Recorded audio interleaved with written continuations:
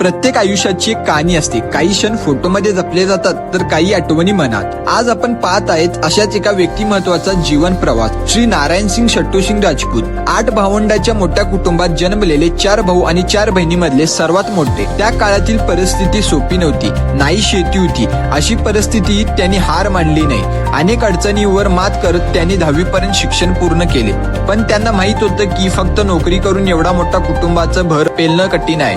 म्हणून त्यांनी वेगळा मार्ग निवडला, स्वतःचा उद्योग उभारण्याचा. मुंबई, गोवा आणि इतर ठिकाणी जाऊन वाहनाच्या इंजिनीची आणि मशिनरीची माहिती घेतली आणि मोठी स्वप्न पाहिली. स्वतःचे गॅरेज सुरू करण्यासाठी भांडवल नव्हतं, म्हणून भाड्याच्या गॅरेजमध्ये अनेक वर्ष परिश्रम केले. दिवस रात्र मेहनत केली, पैसे साठवले आणि अखेर स्वतःची जागा घेऊन सुरू केले बालाजी मोटर्स. जिद्द, प्रामाणिकपणा आणि मेहनतीच्या जोरावर व्यवसाय वाढत गेला. या संपूर्ण प्रवासात त्यांना एक खंबीर साथीदार लाभला, त्यांचा जीवनसाथी. प्रत्येक संघर्षात आणि प्रत्येक कठीण प्रसंगी मामीनी त्यांची साथ कधीच सोडली नाही. घराची जबाबदारी सांभाळत, कुटुंब एकत्र ठेवत आणि प्रत्येक सुखदुःखात खांद्याला खांदा लावून उभा राहत त्यांनी या प्रवासाला बल दिला. या प्रवासात त्यांच्या सर्व भावांनी त्यांना वडिलाप्रमाणे मान दिला, साथ दिली आणि एकत्रपणे कुटुंबाची प्रगती साधली. पण त्यांचा प्रवास फक्त स्वतःपुरतं मर्यादित नव्हता. समाजासाठी काहीतरी करण्याची तळमळ कायम होती त्यांच्या.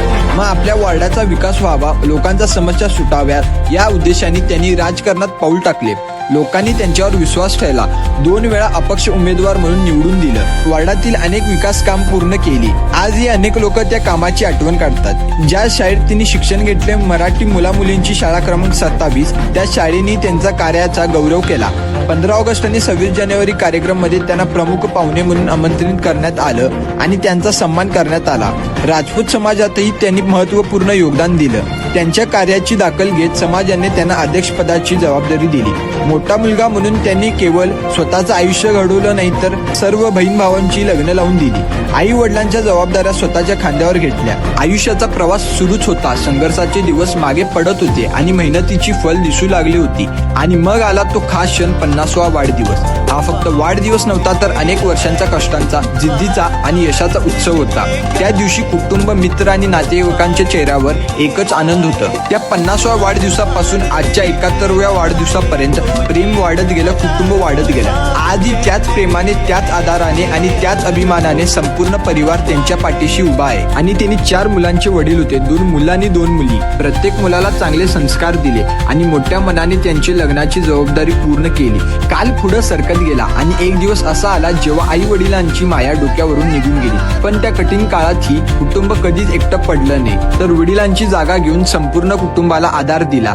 आजही त्यांचे भाऊ बहिणी त्यांच्याकडे केवळ मोठा भाऊ म्हणून नाही, तर वडिलांच्या मायाने जपणारे व्यक्ती म्हणून पाहतात. संकट असो या आनंदाचा क्षण, प्रत्येक वेळी त्यांनी कुटुंबाला एकत्र ठेवण्याचं काम केलं. म्हणून आज त्यांना मिळणारा मान हा केवळ वयाचा नाही, तर आयुष्यभर जपलेल्या नात्यांचा, प्रेमाचा आणि त्यागाचा आहे. आणि त्यांचं एक स्वप्न होतं, संपूर्ण कुटुंब एकत्र राहावं, मोठं सुंदर घर असावं. आणि त्या स्वप्नालाही त्यांनी वारसात उतरवलं. जुनं घर पाडून नवीन घर बांधलं. आजही सर्व भाऊ एकत्र राहतात.